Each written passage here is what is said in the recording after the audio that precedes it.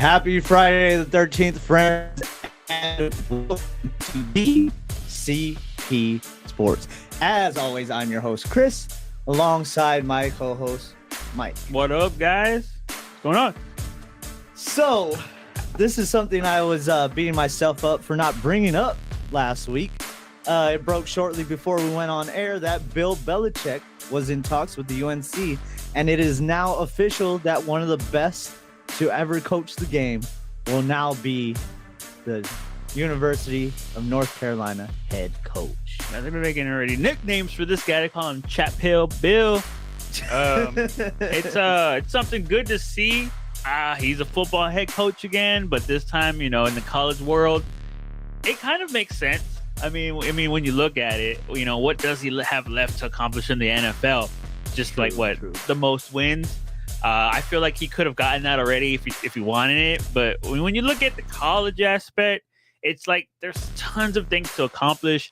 And let's just hope that, it doesn't end up where he was the coach of the Jets, where he resigned a day into the job. But then again, I think it was probably the Jets' fault on that. Come on, let's face it. It's the Jets. It's the Jets. It's the Jets. But I digress. I feel like the whole college aspect is what drew Bill. He has more time to develop these players. I think when you're going to get players ready for the NFL, but when they get drafted, the transition will be like going from one team to another, just smooth, no difference. He's going to get you ready for the NFL. And if you're a player that wants to get drafted, that wants to learn how to play the game right, I feel like you should go to North Carolina. I would be thrilled to have an opportunity for Bill Belichick to be my coach in the college. And then he just is good at seeing potential in players. Mm-hmm.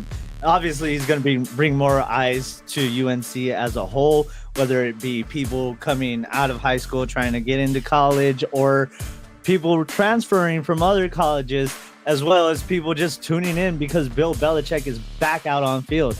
So it's exciting time for college football as the most decorated NFL coach lands in North Carolina. The unknown is also exciting, though, because the unknown is, will it work? Because you know how he is with his talent and all his players. His style is a little different. It's a little more old school, and a lot of the players now, the younger talents, they don't take to that style as much. Obviously he's going to bring eyes to the product. He's going to bring a lot of eyes. I'm sure there's going to be probably even people who are Patriots fans that tune in just to see Bill Belichick. So either way, it's good for college football. I'm just worried on that aspect, but I think if he wasn't ready, he wouldn't have taken it. You know what I'm saying? Yeah. And like you said, he's been in the big leagues and accomplished way more than any other head coach really has.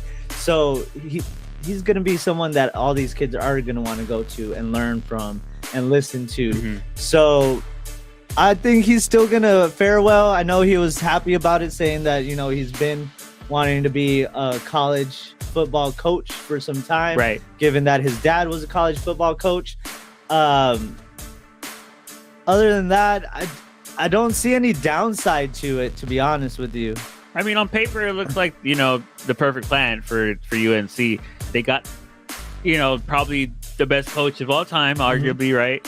To be their, person in charge for their team. I mean, he's going to bring in a staff. He's going to bring in recruiting. He's going to bring in a whole culture for this team. And let's face it, UNC hasn't really been known for football. They are a basketball team. They have soccer championships. They have basketball championships. But now they want the football championship. And this is the move they're going to make. This is monumental. It's something that, is just going to be seen. The track record speaks for itself. Bill Belichick, he has had 18 undrafted free agents on his Super Bowl teams. He knows talent. Mm-hmm. And in closing, I'm excited to see how this plays. I'll admit, I didn't watch college football a lot until Deion came on the scene. I just wasn't into it. But, these past couple of years, I've enjoyed what's going on. Oh, I know it's blasphemy that you didn't watch USC in Texas when Vince Young was there. I try to reminisce with you on that one. You're like, I didn't watch it. It's on VHS. And I don't know. Is it on VHS? But, It probably is. Yeah, like I've enjoyed the past couple years what's going on, and I'm ready to see the college playoffs go down too this year. Yeah, definitely. But before we get into the college football playoffs and the NFL playoffs, we did have something that broke not too long ago. Bro, Oh, yeah. Technically, something got someone broke. actually broke into Joe Burrow's home. Now, on the topic of football and everything, with the Bengals' victory over Dallas on Monday, Cincy kept their playoff hopes alive. Well, both teams still have a shot. I believe Dallas is like below 1%, but We still have a chance. We still can make it. Still can make it. Still can make it. But during that spearheaded comeback that Joe Burrow had, it turns out someone broke into his home, broke his window, went into his bedroom, and ransacked the whole place. The break-in is currently being investigated, and they're saying there's many similarities involving high-profile athletes such as Patrick Mahomes and Travis Kelce, whose homes were robbed back in October, Yeah. within a day of each other at that. Now, with the house of the T-Wolves guard, Mike Conley, getting hit in September, and the Bucks forward, Bobby Portis, getting hit early November, both leagues issued security alerts to players urging them to take additional precautions. The NFL issued a memo in which they said athletes have become, quote, increasingly targeted for burglaries by organized and skilled groups, end quote. The NBA then revealed that the group is, quote unquote, reportedly well organized, sophisticated rings that incorporate advanced techniques and technologies, including pre-surveillance, drones, and signal jamming devices. The FBI has also connected some of the burglaries to a quote unquote transitional South American death groups. So obviously, with them being hit, it has to be some kind of ring, right? So Dang. it's like I didn't know that part. They're doing all that. There's some GTA 5 heist going on in here, dude. There's some. What do you call that? Man, that's crazy. I just know that, these breakers are becoming more on the regular. Everyone knows these players' schedules. I'm pretty sure they plan this months in advance. That's what they're saying. They know when they're going to be at what city, what team they're going to be playing. They know the time of the game starts. They see on social media, their social media posts. Like, okay, they see everything, and it's just the athlete. They have to face that because they're in the public eye so much, and it's tough. It's tough. It comes with the job. It's not that hard. I mean, you look at their social media; they post where they're at every single time. Like Mike Conley, he wasn't even playing when it happened. He was at a freaking Vikings game when the break-in happened. I just want to touch on one thing though that I noticed in this investigation incident that it sucks for Burrow. But I mean, you have the Batmobile, man. You'll be all right. So like, call your vigilante friend. You be all right. So the person that called the police was a Sports Illustrated model, Olivia Potton. Yes, she was at the house. Why was she there? She said that she works for Burrow, but Burrow's engaged to another Olivia. But no one really knows why she was there. I'm like, Burrow might be in trouble. I don't know what's going on. But like, I don't know. She was there. Her daughter was there. No one really knows why she was there, but apparently she works for Burrow. No one knows what she works or what she's doing. But I just know she's Sports Illustrated model. So, well, what could she be doing? Anyway, terrible. Burrow says it's tough being in the public eye a lot.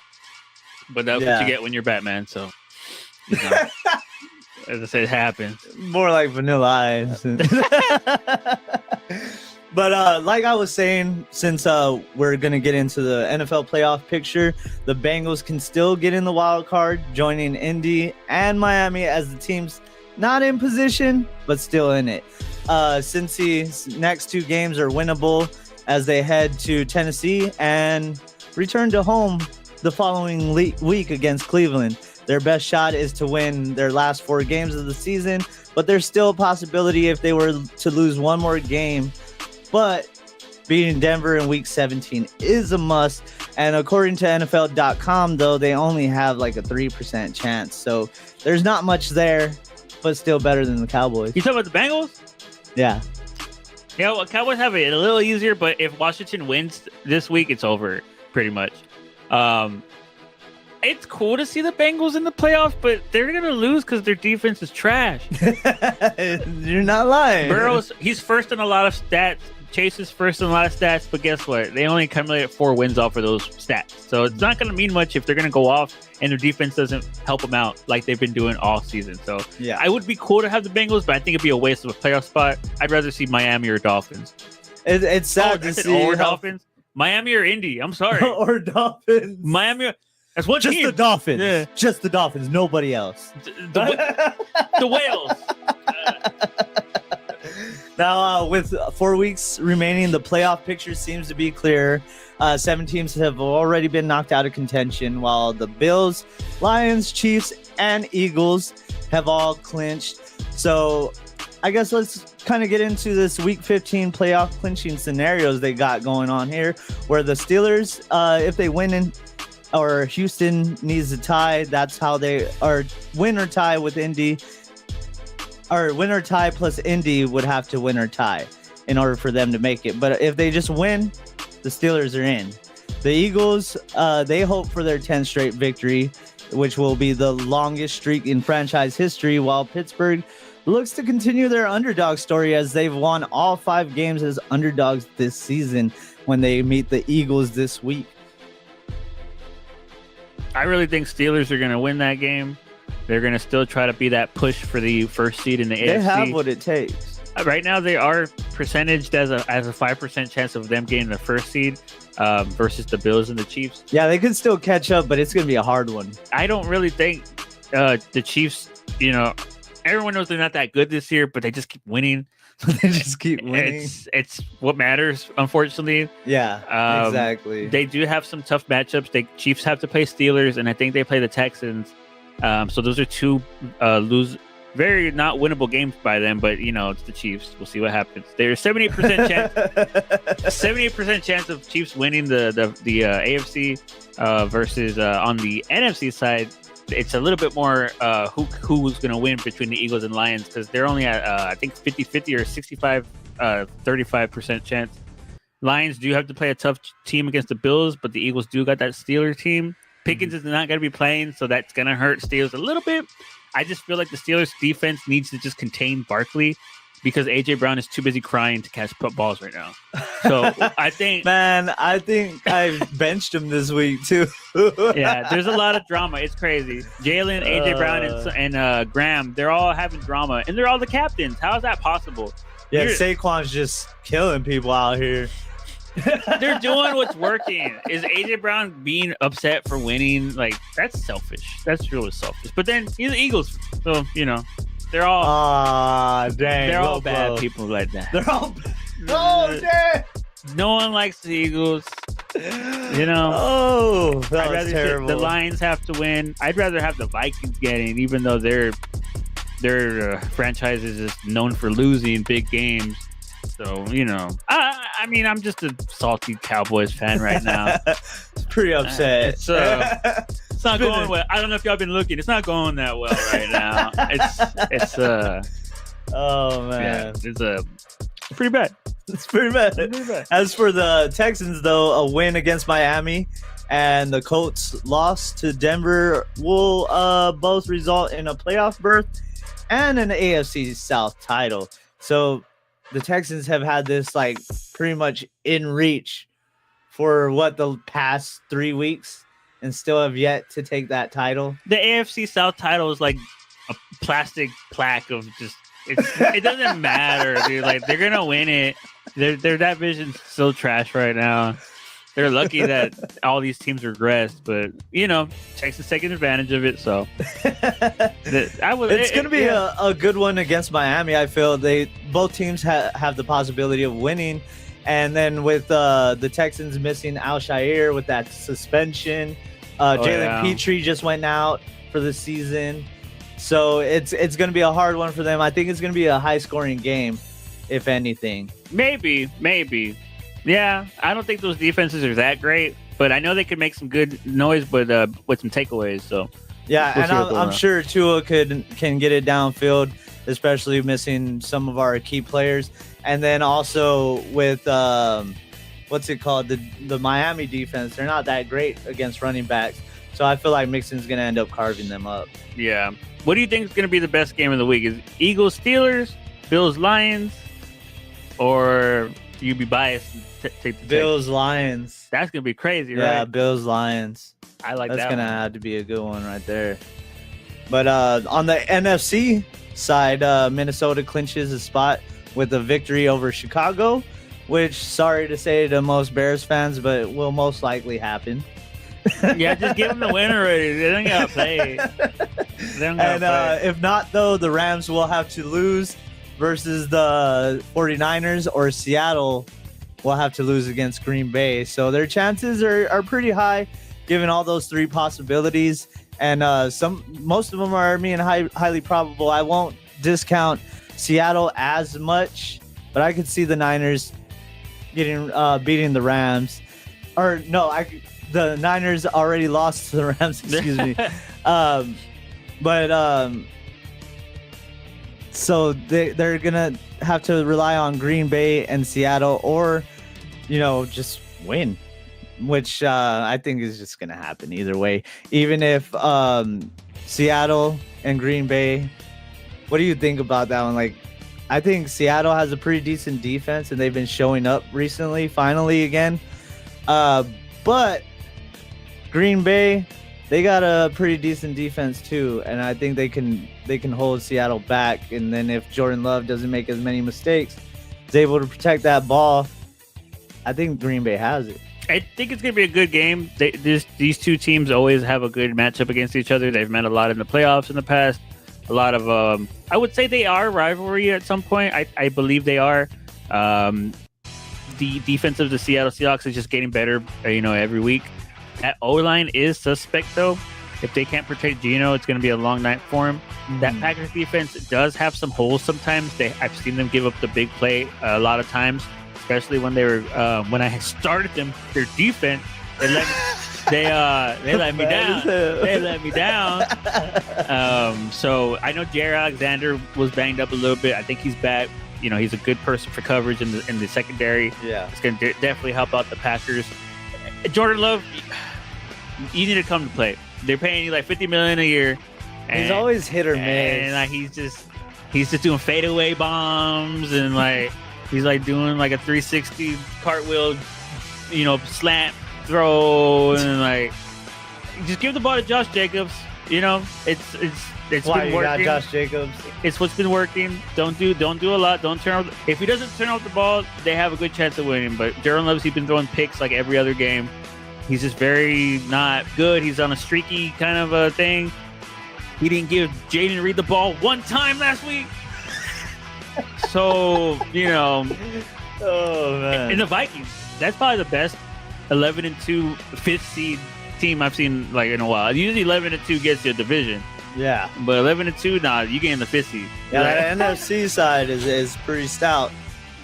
Philly on the NFC side can clinch the East with a win, and Washington loss or tie. Tie and Washington loses could also result in a title win. So, I mean, Yeah.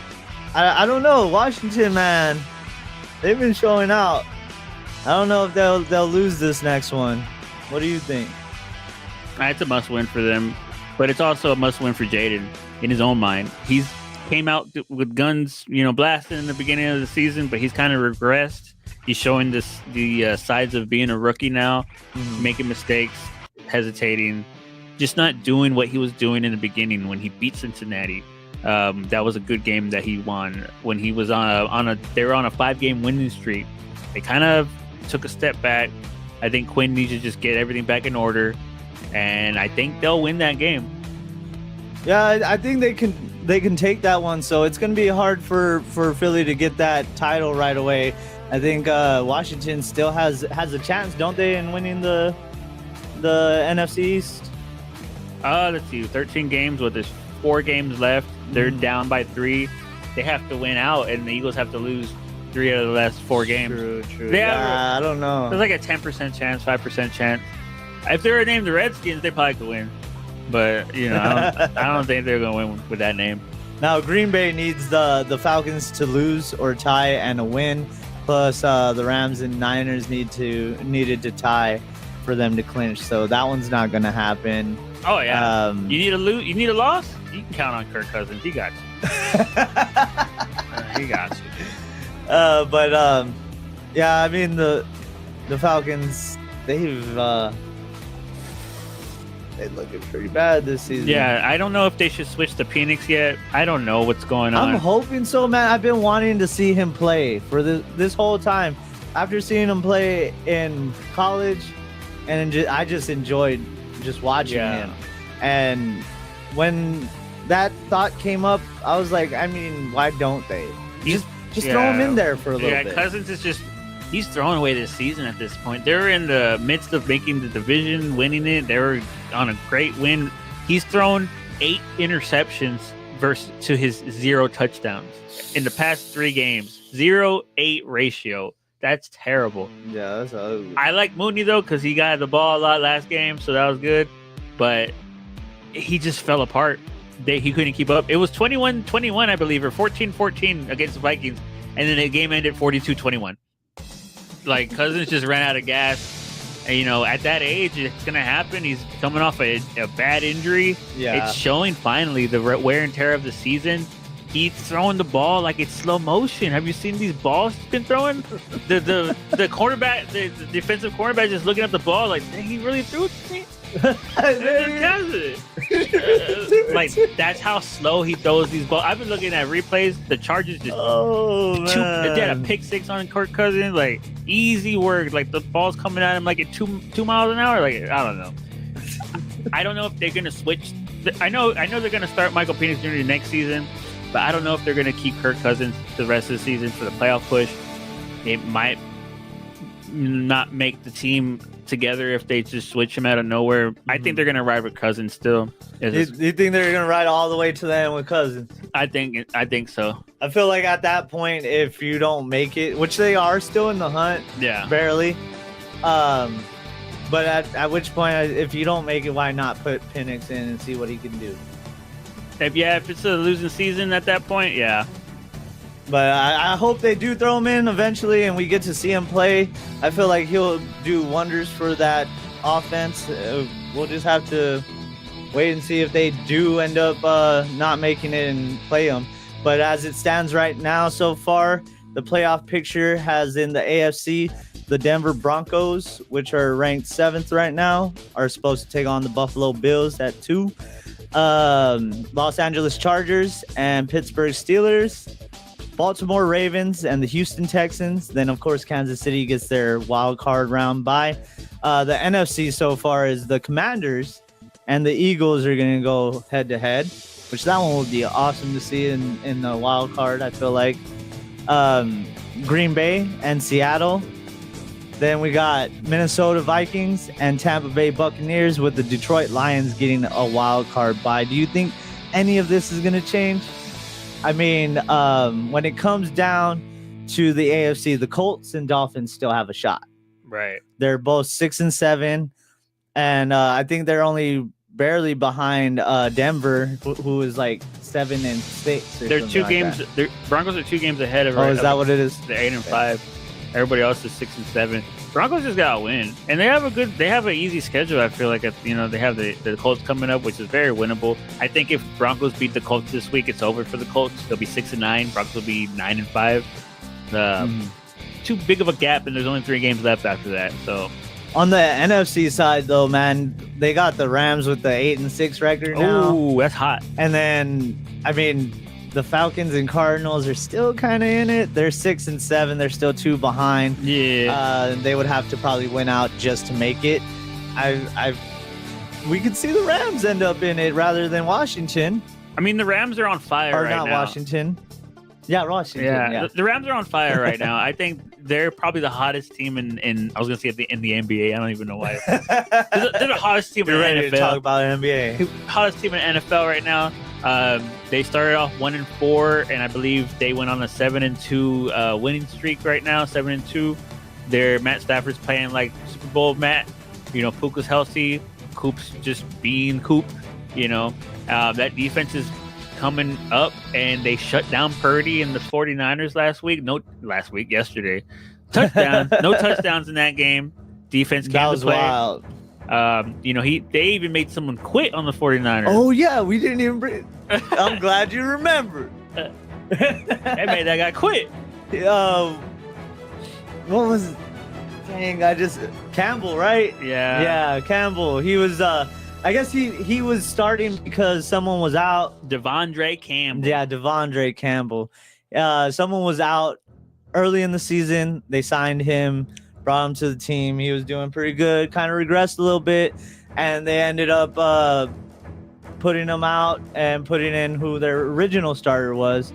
That didn't sit too well with him because he wasn't getting looks and things like that. And of course, you know, the woes of the 49ers, they've just been going downhill. They were just in the playoffs last year. Like, they just plummeted bad. They needed Christian McCaffrey, man.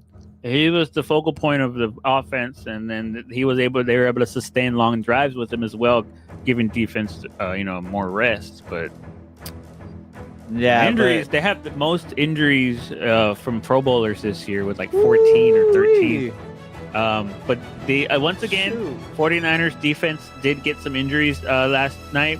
I think 2 key injuries, which was the reason why they needed Devondre Campbell to come into the game, because there were some injuries. But he said, nope, I'm out. Yeah, during the third quarter, he said, I'm going to take my ball and go home. I don't think he took a ball, though, because he wasn't playing. But I think he just left. And it stunned the 49ers. It stunned Shanahan. He had a little quick press conference saying that he didn't want to play. He didn't sugarcoat it. He didn't say nothing else. Plain and simple, he didn't want to play. Yeah. And that just stirred up the sports media to a frenzy. Everyone's talking about that as well. No one's going no holds bar on this take. They're just it's crazy when you a professional athlete doing that. Yeah, because they're saying like, man, you're playing a kid's game for a grown man's or for a king's ransom, is how I forget who it was that put it. Like, and it's true. You've played football all your life for free. Yeah. And now here you are in the big leagues getting paid big money, and you're just gonna walk off.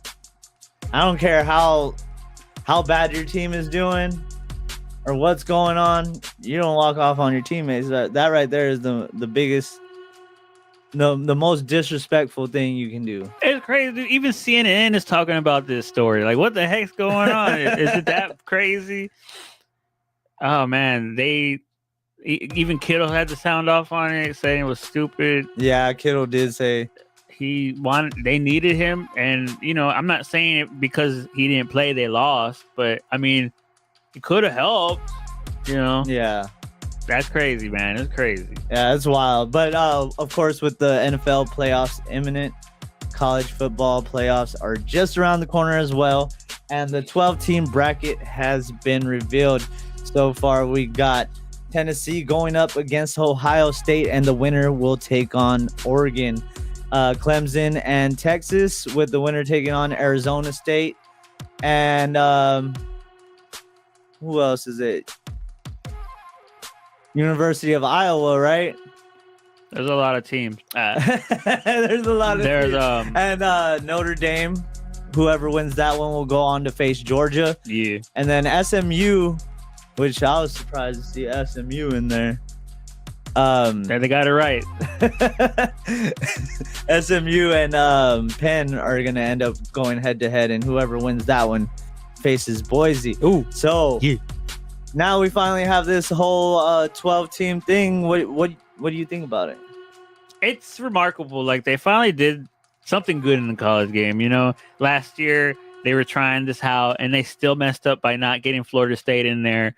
But then this year, Florida State proved that It was the right decision because they trash.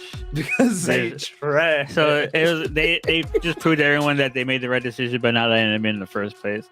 So of course I want my Longhorns to win. They have to beat Clemson, which I think is a very winnable game. I feel like they can win it all. I think Clemson's sitting at like ranked 16 or something like that. Clemson has some good wins this year. Forgot who they played. Anyway, who cares about Clemson? Anyway, the Longhorns, I think they can win it all. Their only loss was to Georgia this season, and they wouldn't have to face them until the national game. I think despite that would be awesome to see that. Yeah, despite playing in the first round, Texas is now co-favorite to win it all because of their defense. They only give up 12 points a game. It's the stingiest in the country against the pass as well. Opposing quarterbacks throw less than 150 yards. It's crazy. They're good. I've never really seen a good defense in college, and Longhorns are actually a good defense. So their defense is going to probably be one of the big reasons why I think they can win it all. But I like Boise State. I like what I'm seeing from Boise State, and it's obvious why I like Boise State. Ashon Jeanty. This guy is crazy. This guy is the next running back for the NFL. He's going to be the next, I don't know, Gurley, Derrick Henry, just a pure runner that comes in. I haven't heard Todd Gurley's name said he was crazy years. That man was crazy. It was so good. But yeah, I like Boise because Ashon Jeanty. I feel like he's probably not going to get the Heisman because they love Travis Hunter so much. But what Jeanty's doing on the field is crazy. Over 2,400 yards, 7 yards a carry, 5 of those yards coming after contact. It's insane. This guy is doing crazy, and he's putting up Madden numbers. Wait, it's college. He's putting NCAA college numbers. He's gonna be crazy in the NFL. Oh man. Whoever drafts him, and I know he's not gonna be first off the board because it's a quarterback first, league. Yeah. And these teams are gonna pick a quarterback first. But whoever they pick, whoever gets Jeanty, that's gonna be next generational talent right there. I'm excited to see what happens, especially with this new bracket. Now we have teams that we wouldn't have saw in the playoffs now. So it's going to be exciting to see if these teams can knock off some of the bigger teams. I would love to see Texas win it, but I got to go with either Oregon or Georgia, man. I love Oregon is good. I love those two programs. Georgia already won. Get them out of there. Get them out of there. Hey, you know who I'm glad not here, though? Everyone probably knows already. Who? Bama. No one. I'm so glad. Roll Tide. I swear they were gonna find some way to get them in. They make an additional seed for them or something. That's how we get a wild in. Card or something. Like a mystery opponent. There's a prize box you gotta put on each side and put Alabama in one of them. Look, when they lost to Oklahoma and only scored 3 points that whole game, that's when you know that they weren't going to make the playoffs. And if they put them in the playoffs after that loss, that would have been a disgrace. That would have been pure disgraceful to the whole thing, and the committee would have been looked at and laughed at and mocked at. They already are, but even more. So I don't know. They've been getting praise with changing the bracket and everything recently. Yeah. I like this bracket. It looks good. The teams that deserve to be there are there. And, the tide has dried up. Well, moving forward from the college football playoff bracket onto the NBA Emirates Cup bracket. The top-seeded Milwaukee Bucks returned to the semifinals as Giannis Antetokounmpo cooked Orlando, dropping 37 points, and Damian Lillard hit 9 of his 28 in the final minute to help blow past the Magic. 114-109. The Bucks will go on to meet the Hawks as they have a 2021 playoffs rematch after Atlanta edged out the Knicks, who had a poor second half, falling to the Hawks 108-100. Trae Young sank 22 with 11 assists and had some fun shooting dice at center court as he dribbled out the clock. That was amazing. Madison Square Garden didn't appreciate that one. Dude. Trae Young is the bad guy in New York Knicks. He is their daddy. They can't beat him, and he's beating them in the playoffs. He's beating them when it matters. He just goes in there, and he's the true heel of the Knicks. He plays the part so well. He loves it. He absorbs it. He embraces everything, all the boos. He loves it, and he just plays better with it. Shooting half court threes. He started betting in the half court. Throwing dice. This guy is. I mean, you could tell he's gotten older with the beard. He's trying to look like I've been in this league for a while now. He's coming in and he's showing everyone like, yeah, you got Cat now on the Knicks, but guess what? I own the Knicks still. So that means I own you too.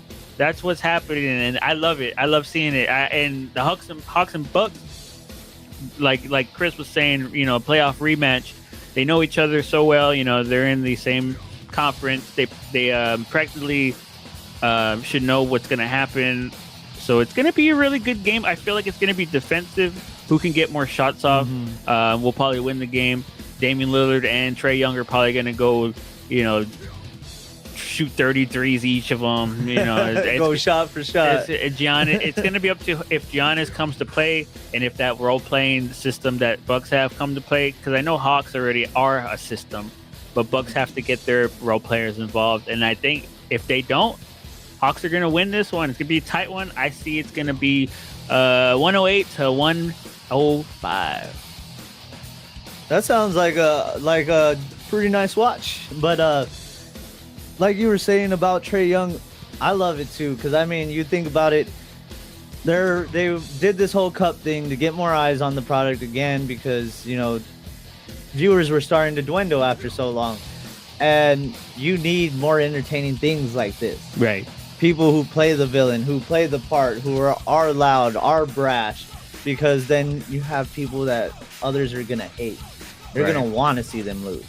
They're going to want to see them fail. So people are going to tune in more. It does wonders for just the NBA as a whole and building its own storylines within the NBA.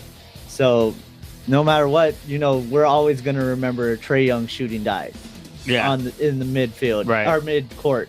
And from there, we're always going to remember, man, he had the Knicks number. That's always going to be engraved in everybody's minds now. And that's a moment that he created. That's a moment that helps the NBA. Yeah. Especially the Cup. For sure. So far, the East, we got the Bucks and Hawks rematch tomorrow, December 14th at 3:30 Central on TNT. So, like you said, that one you think is going to be close. I'm sure it is going to be close. Their playoff games were really close, and the Hawks just ended up dropping the ball there near the end of their series. But we'll have to wait and see what happens there. Another rematch. We went down during the Cup as we saw OKC meet Dallas, and Shea Gilgeous-Alexander was fixated on their playoff elimination last season at the hands of the Mavericks all day. Then went on to single-handedly outscore Luka and Kyrie, who combined because he racked up like 38 points, and Kyrie and Luka together just had 33. The Thunder defeated Dallas 118-104 to advance to the semifinals against Houston. The Rockets barely made it in there, past the Warriors by 1 point in an extremely close game that ended in some controversy as Curry missed the three. Gary Payton attempted to save the ball, throwing it to Jalen Green instead, the Rockets guard, and it all ended with a tie-up for possession. The ref called a foul rather than jump ball. Green took to the line to sink in the game-winning free throw, and that was all she wrote. I saw that game actually. It was really entertaining. Like very physical. Curry, I enjoyed it. Yeah, Curry was being Curry, but what I liked about this game, and you can see the difference between all the other games that happened on the quarterfinals. This was the only game that they didn't hit triple digits in. It was 91-90, which means there was tough, competitive, defensive. It wasn't high scoring. Well, back then 90 would be a lot, but nowadays 90 is not a lot. And you could tell Ime Udoka's got these Rockets playing. They're playing real defensive. They're playing real tough, and you can tell they like to play with each other. Dillon Brooks is perfect for this team. I think the sign that they got from them in free agency was remarkable. Jalen Green is playing great. The Thompson brothers rebounding. They're first in rebounding, first in rebound efficiency. The defensive efficiency also, they make people miss. They contest shots. They play defense. Yeah. And you don't really see that nowadays, which I'm really glad to see that again incorporate into the NBA. Udoka's doing an amazing job. Like you were saying, the controversy at the end, it does look like Jalen did get possession and tried to call a timeout, but the ref, I guess, wasn't even paying attention and thought there was a foul. But I think the timeout should have been called first, but they did the foul, hit the 2 free throws, got the game, iced it. What I like after the game, Steve Kerr was pissed. Yeah, he got like 12 rings. It's fine. He really does. Dude's like you're decorated as hell. You're mad. Anyway, His jewels got jewels on him. He got a ring for his ring. Just like, what's going on? But what I like about Ime Udoka, after the game, they go into the locker room and they look at the final play again, and they go over film. Even when they win, he goes over the film and he says what everyone did, what was done right, and then they congratulate Jalen Green for getting that loose ball. Play with hustle, play with urgency.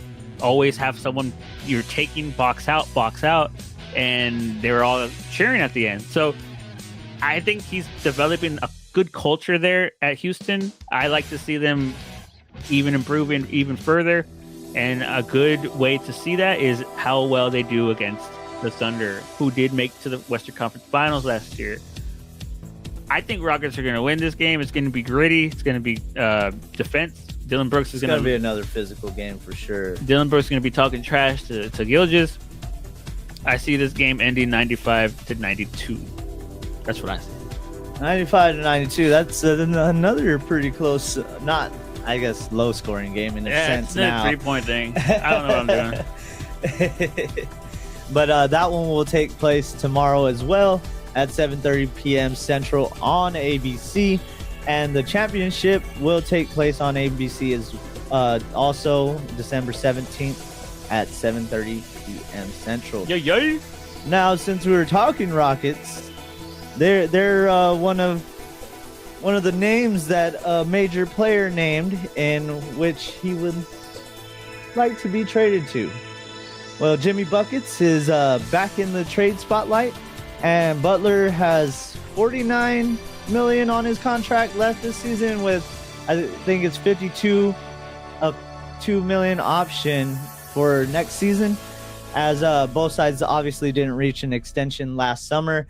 Butler's agent expressed that the teams he's interested in and the Heat apparently are now listening to trade offers, according to ESPN. The teams listed is as follows. They got the Dallas Mavericks, the Houston Rockets, the Golden State Warriors, and the Phoenix Suns. Now, I don't know. I would love to see him in Texas with either team, but I don't know if they have the cap space for that kind of thing. They're probably going to have to get rid of a few people, no? Probably. I really haven't been following the story with Jimmy Buckets, but I heard about it a couple days ago, like, oh, no surprise, the Heat's not doing so well. Maybe they need to rebuild. They need to get rid of Jimmy so they can get some pieces in and free up some cap space, right? So it would be nice for him to go to Dallas or Houston, but I know he does carry that big ego with him. He needs to be able to coexist with Luka and Kyrie. Can he coexist with Kevin Durant? Can he coexist, with so-and-so? If he goes to Houston, he might just want to be that guy in Houston, because I don't think they've established a person that's that guy, unless it's Jalen Green. He's been doing great. But I don't know, at his age, in his career, he might need to take a role where he's not the guy no more. I mean, it's not like he's really digressed, even given how many seasons he's been in. Even, I think, like his first 13, or it's like 13 seasons, right, that he's been playing? It's been a while. Yeah, and I think he's made like the playoffs all 12 seasons. Well, 12 Maybe. seasons of those 13. Sounds about right. But he's been still averaging about 19 points a game. I think it was like 9 assists a game. So it's not like he's digressed in any way that would make him, get less anywhere else. I feel like he's still going to try and go for top dollar. Right. But we'll have to wait and see where he ends up. I really would like to see him with Kyrie and Luka mainly have a little big three going on there. If they do that, Mavericks are definitely making it back to the championship. I mean, if they could play well together, yeah. I feel like they can. I don't know. They have to. They're a bunch of ball dominant players. Butler needs the ball. Luka needs the ball. Kyrie. I mean, they're learning to play. If you add Butler in there, it might cause problems. It just depends on how much Butler's going to be like, okay, I need to know my role. It took a lot of people to realize that Carmelo Anthony could barely do it when he's like, I got to come off the bench now. He finally realized he has to do that. Westbrook's coming off the bench now. A lot of these older players are, they need to start realizing that you can't be that guy anymore. I mean, Butler's 36. It's only a matter of time until he starts getting, regressing. Who's going to sign him to a big deal at 36? They might sign him to a 2-year or 1 year. The only person that's getting that kind of stuff is LeBron James still. And, I don't even want to talk about that guy. I'm already turned off. I see him go to the Rockets. I think that'd be a good veteran presence for Butler. Ime Udoka is a coach that can handle someone like Butler as well. I think that'd be great. I think he should go to the Rockets. I don't see him fitting in Golden State. I could see him being a good fit with the Suns too, though. Oh yeah, he wants to go to a true contender, right? Yeah. I don't think he wants to go to the Rockets then. Dallas or Phoenix? I don't know. Durant and Butler with Booker. A lot of drama. No, I'm just playing. That'd be cool. Yeah, go to Phoenix. Yeah, I'll see that. See how that goes. It would be cool to see that big three as well over there in Phoenix. So either way you cut it, like you were saying, Dallas or the Suns, I feel like would be his best bet. And I would just love to see another big three dominate, because it's been a minute since we've seen that. Right. But moving forward, as we get into the holidays, there is going to be a Dunk the Halls. The Spurs will be featured in it, and Wemby is back, so hopefully they're back to winning. He came back from that injury scare, and Victor Wembanyama went on to score like 25 points. Stephon Castle added 22 points, while Chris Paul had 11 assists on the night to become the second in career assists, as San Antonio snapped a 3-game skid against New Orleans, 121-116. Of course, it's New Orleans, so it's not that big of a deal, but it's nice to see them back on track. They head to Portland for tonight's game at 9 p.m. Central. Unfortunately, Stephon Castle is out, along with Keldon Johnson and Zach Collins, all of which are estimated to return on the 15th. Trey Jones is also out, but he is estimated to return after Christmas, which is the 27th. And of course, as we're talking Christmas, the New York Knicks will host the San Antonio Spurs at 11 a.m. Christmas Day, and the game will be simulcasted in animation form as part of Disney's Dunk the Halls, which will air on Disney Plus, ESPN Plus, and ESPN2. The regular broadcast will air on ESPN, ESPN Plus, and ABC. Cool. Looking forward to that. I didn't even know that was happening. Really? I'll look into it though. Yeah, it looks hilarious. So they look almost like Funko Pops. Oh, okay. And they're playing. They're not like how they did The Simpsons and all that stuff. I don't know if they're gonna add any of that kind of thing, but that stuff looked hilarious when Barney was running the ball. Oh yeah. You're going in. But we'll have to wait and see if they add in like Mickey Mouse or something like that. But from the looks of it, it's just going to be a little animation. Guys look like Funko Pops. Wembanyama is the same size as everybody for some reason. He should have been a little taller at least. But moving forward, as we get into next Saturday, Bochuk or Bo, I always mess his name up. Madrimov and Bochuk were set to meet again after Madrimov's controversial decision victory over him in August, but that came tumbling down as Madrimov was diagnosed with acute bronchitis. The bout was set to be the chief support of the highly anticipated Fury Usyk 2. Madrimov is still slated to fight Ortiz in the Better Be Bivol rematch in February, so we'll have to wait and see how that one ends up. You think they're gonna replace this match? I mean, it was set to be a co-main event. They haven't really said anything yet. I don't know, man. It's Is it like a cut your losses type thing? Yeah, I mean it's so soon. It's next week. There's not a lot you could do in that short amount of time unless they find someone that's willing to come in and just take a week notice fight, which you really don't see that much in boxing. You can see it in UFC, but you really don't see that much in boxing. I've seen 2 weeks, 3 weeks, but I don't know. Yeah. 1 week, it's possible, but you just gotta find the right person. Especially if it's a weight class that a lot of people are not ready to fight in. Who were you going for in this one in the first place? I mean, Madrimov, I like Madrimov because, he's fought Crawford. He almost, it was close, whatever. Bohachuk has his own. He did fight, I believe he fought Virgil, but I'm not too sure on that. I don't know who I had on that fight. Bohachuk probably would be a good pick on that. But Madrimov does have better experience by facing Crawford. He's seen a lot more things. If they're not going to fight, I just hope they postpone it and not just cancel it altogether. That's true, because, I mean, people are going to want to see it. And how do you feel about the Fury Usyk? I saw Fury saying that he was going to be more serious this time. He's not going to clown around as much. I don't know, man. This guy is just always saying something. I mean, yeah, he's a really, really good boxer for his weight class. He moves really fast. Usyk had his number at that night. It's not going to say that Usyk's not going to get any better from that fight. I feel like he's going to be even more aggressive. He knows how to hit Fury now. He knows how to take it to him. If Fury is saying he's going to be trying and taking it more serious, we'll see. Man, the first one was wild. Fury... Those ropes saved Fury because he's big as hell. Oh, yeah. That was crazy. He almost got knocked out so many times and just bounced off the ropes, come back. Yeah, Fury was winning that fight. Man. Fury was winning that fight till he got caught.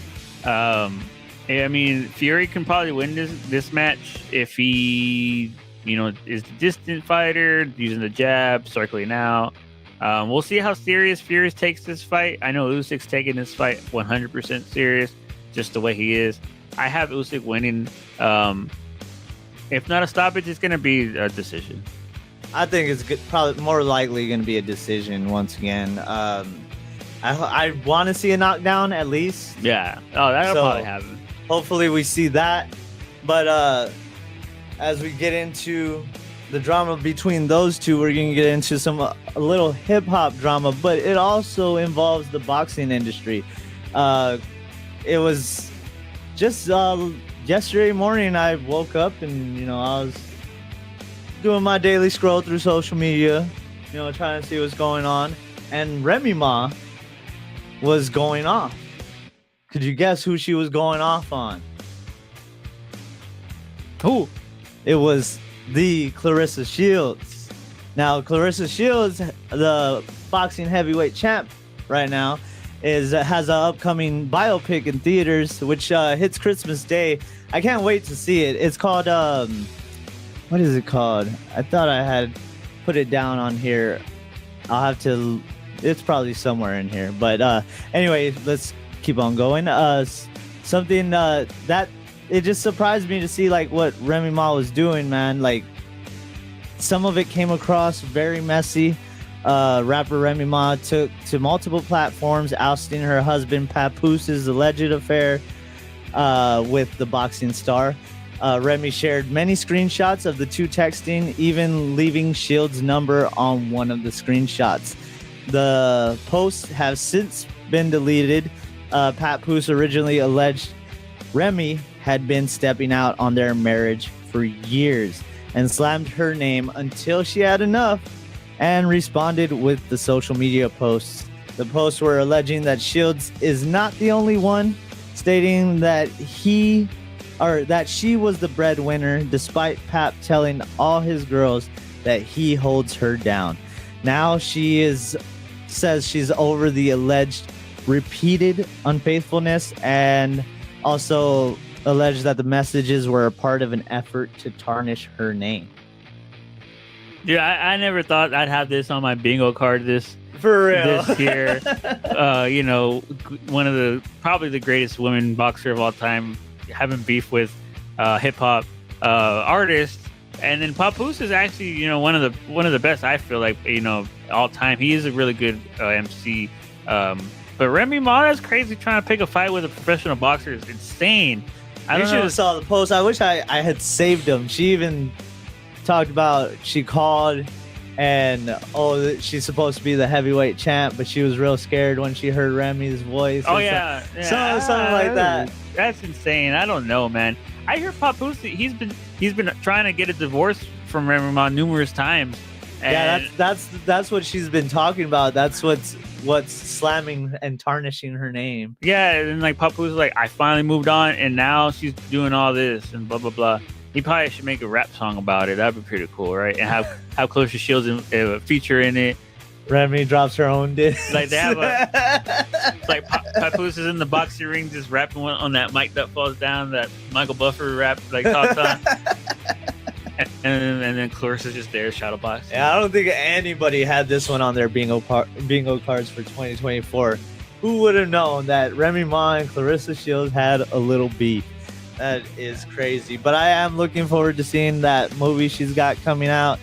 I wish I still had it on here. I thought I had typed it up, but I can't remember what it's called, unfortunately. But let's move past all the drama and get into another rematch that is coming up. During last week's UFC 310 broadcast, a big announcement was made for an upcoming UFC 312 after his first successful defense against Adesanya in August. Dricus Du Plessis is slated for a middleweight championship rematch against former champ Sean Strickland. I want to say Shane every time I see that. Shane Strickland. It'd be a good fight. I mean, the first one was pretty good. A lot of blood, just aggressiveness. No one really wanted to back down. A lot of people thought Strickland won, but I think the damage that Du Plessis did on him made him the victor. Du Plessis is a really strong grappler, but he also has knockout power. He's not afraid to bang. I don't know what Adesanya was doing when he was fighting him, though. It didn't even look like he wanted to be in there at times. I think Adesanya had an off night that day, but I don't know. Maybe he's getting old. A lot of battles. He was the champ for a while, but Du Plessis did what he needed to do and retained. So now he's getting Sean Strickland as a rematch, which Du Plessis is not really against, but he feels like Khamzat Chimaev is the next in line, and I think he wants to fight him more than Strickland. That guy is undefeated ever since he's been to the UFC. He finished Whitaker in the first round, which is crazy. No one's ever done that.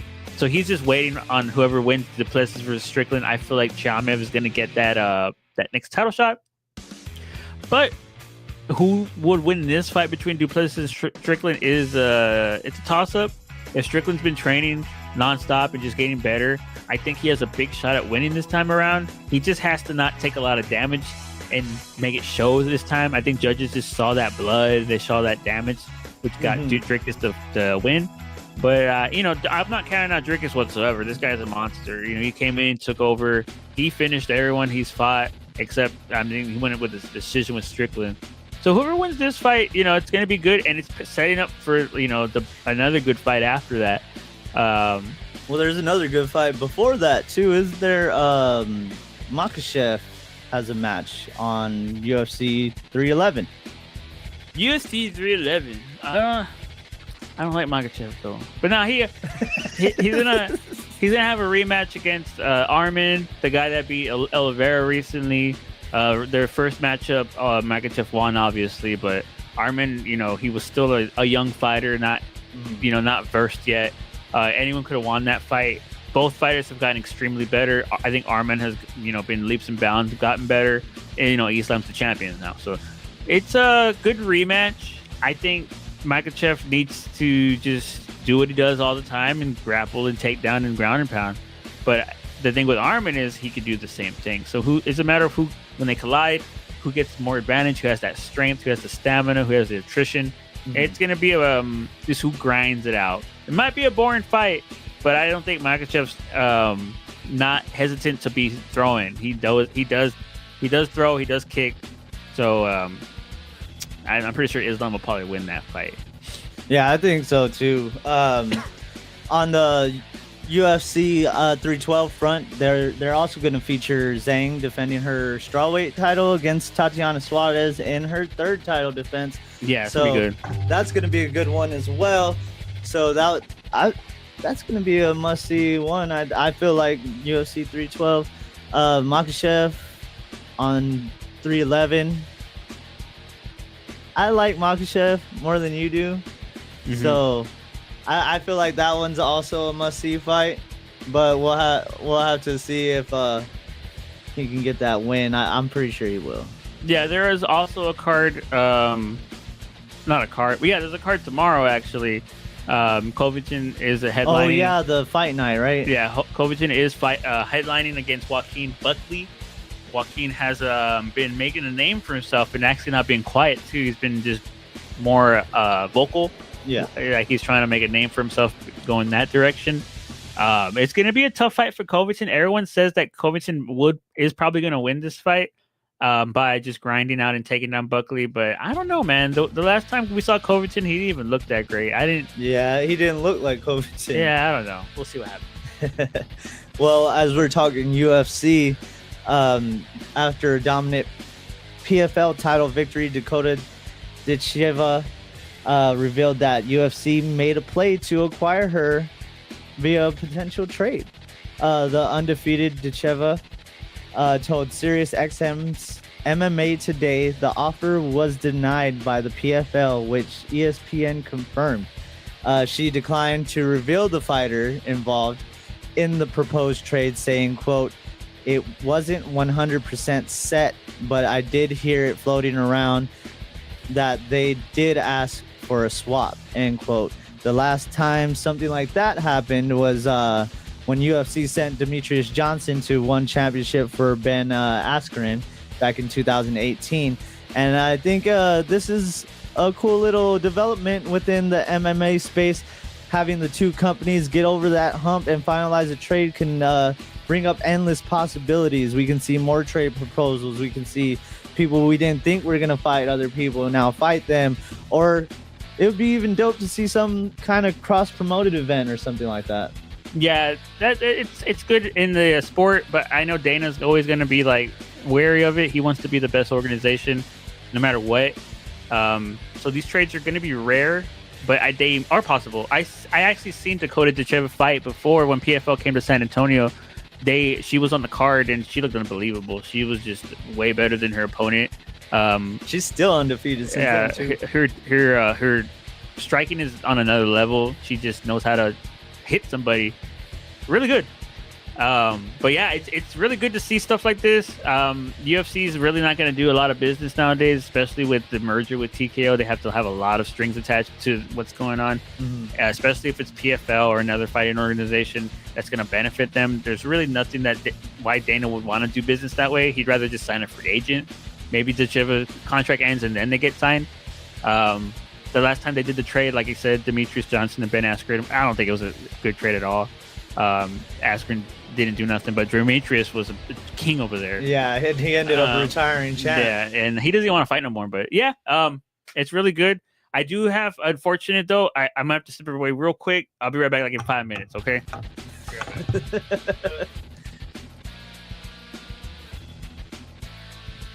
Well, I'll go ahead and I guess talk some more here to hold that off there.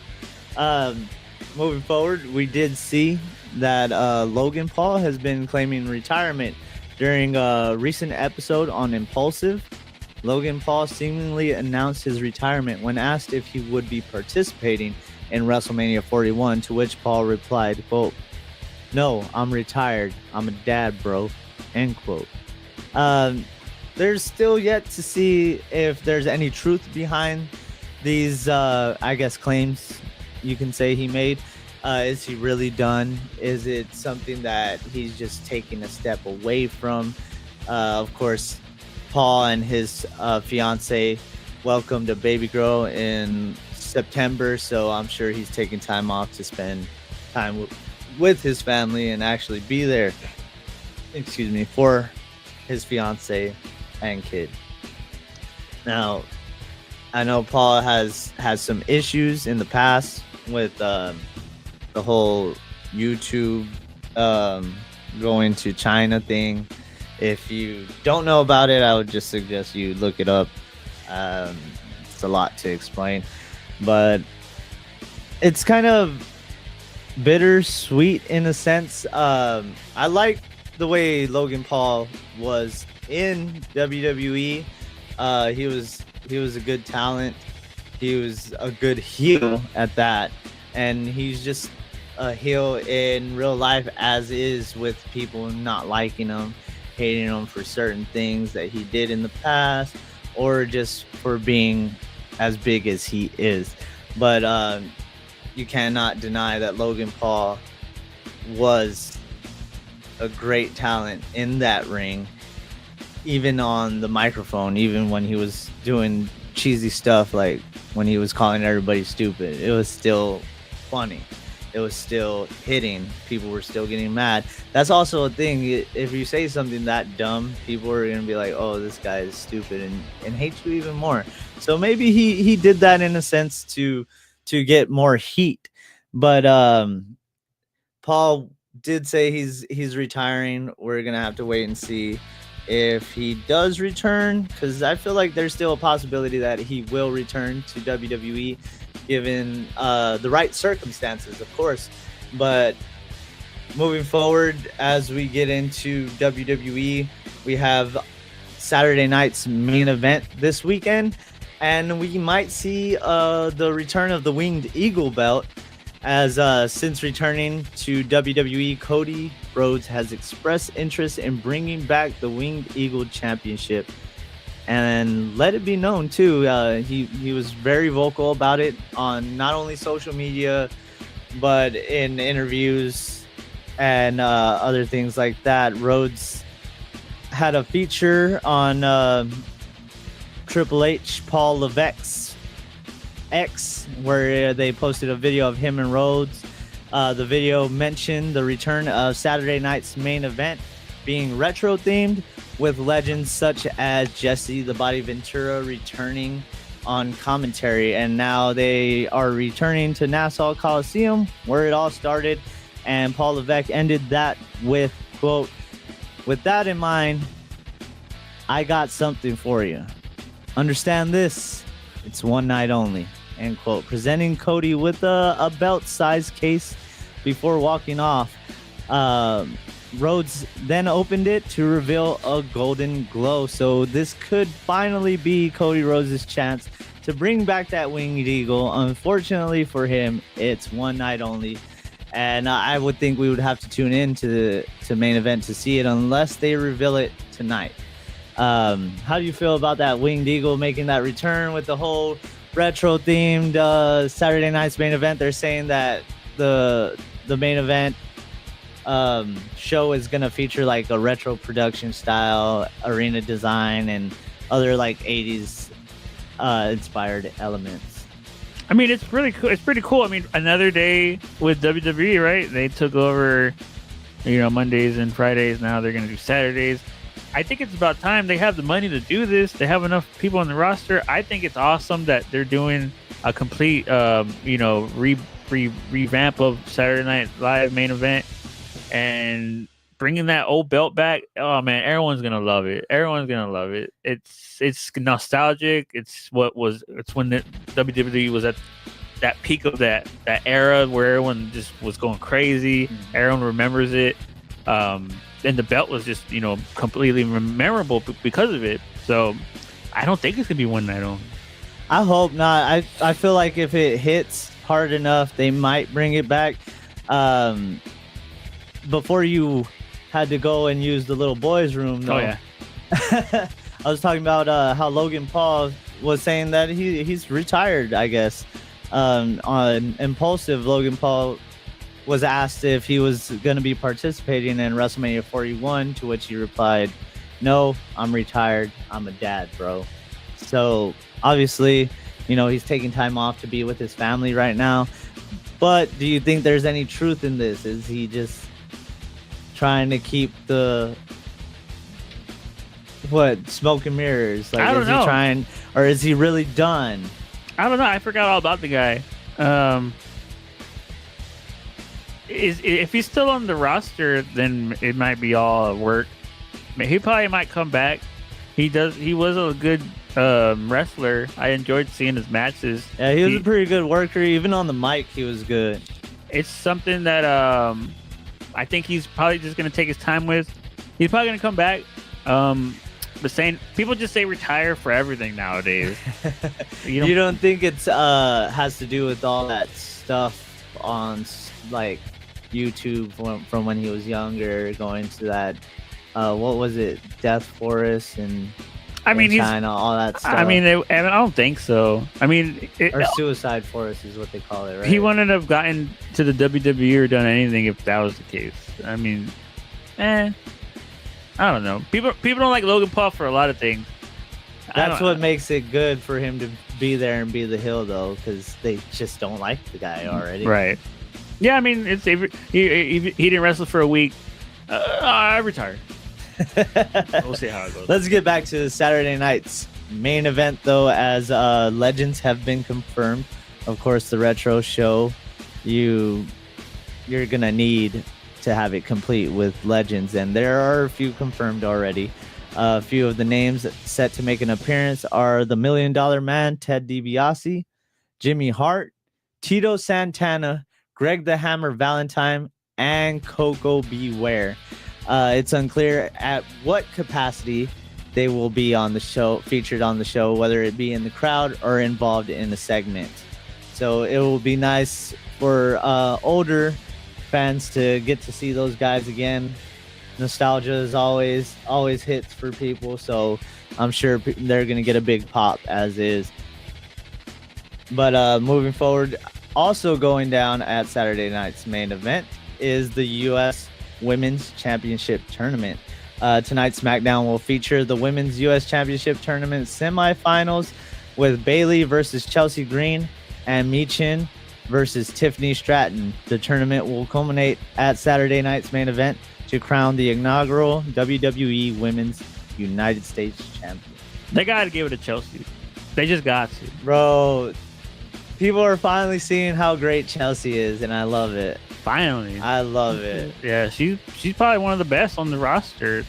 She can go. She had some crazy matches with Pentagon. Yeah. In Lucha Underground. Penta actually recently was confirmed that he signed with WWE, but of course Ray Phoenix, his brothers, still has yet to sign because they added more to his contract from him being hurt with that like gruesome show. Remember when that was ugly. But they also have a women's IC tournament going on as of right now. The Intercontinental Championship tournament was announced on December 2nd, and so far both Dakota Kai and Lyra Valkyria have advanced to the second round, winning their respective triple threats. Kai will face whoever wins between Raquel Rodriguez, Zoe Stark, and Kaden Carter. As for Lyra, she'll face the victor of Alba Fire, Kairi Sane, and Natalia triple threat. So that one's going to be a pretty good one. I love Alba Fire. I love me some Kairi. And I love me some Natty. I want to see if their styles will clash well enough. You know, Natty's more of a technical wrestler, as to where Kyrie's more high flying. Alba Fire, I feel, is like more brawl. Yeah. So it's gonna be a mixture of styles, and we'll see if they end up clashing. Right. I normally don't like women's triple threats because when they hit the ropes, sometimes they're just so slow, Right. and it bugs me but I love the women's division, and it just continues to grow and strengthen. I know it's probably going to get even better once Jordan Grace is off the contract with TNA. So we'll have to wait and see when that happens. But they haven't said like when this thing was going to end. But according to WrestleVotes Radio, they mentioned that the Netflix debut will be the finals of the U.S. or not the U.S. the Intercontinental Women's Championship. So no one's gonna see it then. That's crazy. So no one's gonna. Oh man. Dang, there's gonna be a blackout. Oh hell, that was great. I didn't expect that. But of course, also if you catch Saturday night's main event on this Saturday, it's gonna be Cody versus Kevin Owens for the title. It's gonna be Gunther and Finn Balor for the title, which we might even see Balor win that one because I can't remember if. Oh yeah, I think he is pulling double duty that day. He's gonna be defending the tag titles, unless that's tomorrow or tonight. Excuse me. But we'll have to wait and see what goes on there. Belt back. I know there's more matches, but I didn't type them up, and I wasn't. How long's the trying show? to go that deep into it. It shouldn't be too long. They normally don't run too long anymore. Not like they have been. I mean, Raw's back to 2 hours for now until it hits Netflix, and then I would assume it would be 2 hours because why would you make that longer, right? Yeah. Is it gonna? I can't remember if it's gonna be on NBC and Peacock. I think it is. Yeah, most likely. But yeah, I'm excited to see Saturday night's main event make a return. Of course, they had that whole main event crap that they used to have, where it was just like the younger talent working on main event. Mhm. I'm wondering if are they getting rid of that? Is main event not a thing anymore? Because it was pretty much like Velocity or Heat or Jacked or Shotgun Saturday night. I don't know, man. I haven't really seen it that much, so I just know that if Cody loses, that'd be pretty cool. That'd be pretty cool. That'd be pretty cool. I don't know. You think something crazy gonna happen?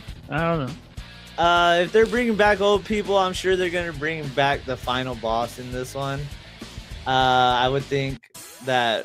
Well, actually, Roman was slated to be a part of it, and they stopped advertising him. So I don't know, maybe not. But it seems like they're trying to stack these main events, and I really want to make it to that one that's coming to San Antonio in January because there's a possibility of Cena being there, and this is his last tour. Ooh, so tickets are expensive. That's why they're expensive though, because John Cena's last tour. Crazy, dude. $200 for crazy. What though? For like the nosebleeds. I spent like $200 on the floor seats when I got my floor seats for Royal Rumble. That's wild. Damn, I want to go to Rumble again. Oh, I've never been to Rumble. I went to Hell in a Cell. That was pretty dope. Dude, but those flames from Seth Rollins them hoes were hot. They were hot. Yeah, like, whew, I was sweating. Made me want to leave like Campbell. But other than that, I believe that's all we have for you today, folks. I'd like to thank you all for tuning in, and I appreciate every single one of you for riding with us this whole time, even with us going on random hiatuses and whatnot. We appreciate every single one of you, and hope y'all have a wonderful Friday the 13th and an amazing weekend. Later, Stay guys. safe.